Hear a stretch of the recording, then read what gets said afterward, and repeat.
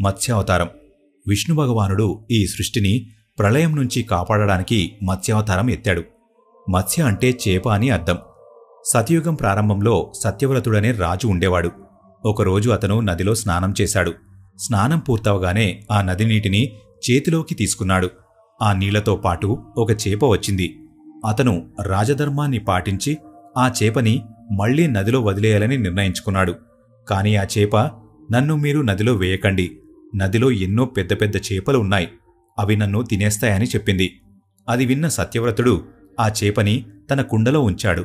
కాని ఒక్క రాత్రికే అది చాలా పెద్ద చేపగా మారింది.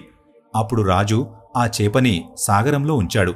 చూస్తూ చూస్తూనే అది చాలా పెద్ద చేపగా మారింది.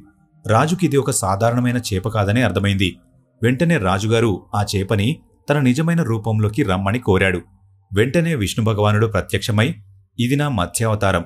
ఇప్పటికీ సరిగ్గా వారం రోజుల తరువాత ప్రళయం రాబోతుంది.